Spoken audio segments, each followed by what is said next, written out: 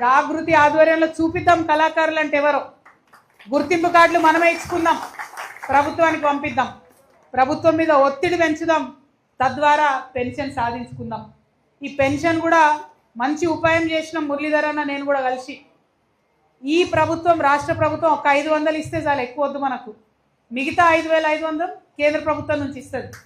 అవకాశం ఉంది, కానీ అది ప్రభుత్వం వాడుకుంటలేదు. ఎందుకు వాడుకుంటలేరు? ఎందుకంటే వాళ్ళ కళాకారులు అంటే ఎవరో తెలియదట. ఏం చేయాలి మరి? జై తెలంగాణ అన్న వ్యక్తులు ముఖ్యమంత్రులు అయితే గిట్లే ఉంటుంది కథ. పరేషాన్, ఆయనకు ఉద్యమం తెలియదు, కళ తెలియదు, కార్ఖాన తెలియదు.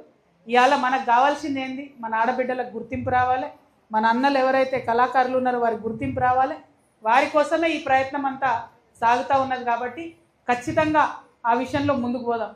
అయితే ఇది ఇంకా సులువుగా సాధించుకోవాలంటే ప్రభుత్వాన్ని డిమాండ్ చేస్తూ ఉన్నాను, ఈ వరంగల్ గడ్డ నుండి జానపద అకాడమీ మీరు ఏర్పాటు చేయండి. వెంటనే జానపద అకాడమీ ఏర్పాటు చేస్తే ఆ అకాడమీ నుంచి కళాకారులందరినీ గుర్తించి అదే అకాడమీ నుండి పెన్షన్ ఇస్తే ఇంకా ఈజీ అవుతుంది కేంద్ర ప్రభుత్వంతో మాట్లాడు.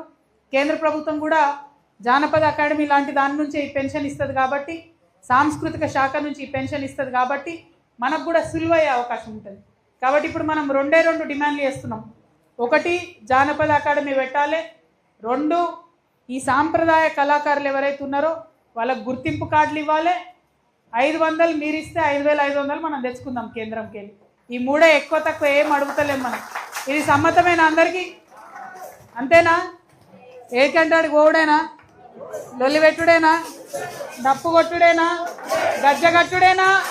కోలాట మాడుడేనా? గిందేసుడేనా? జై తెలంగాణ, జై Telangana. Like, share and subscribe.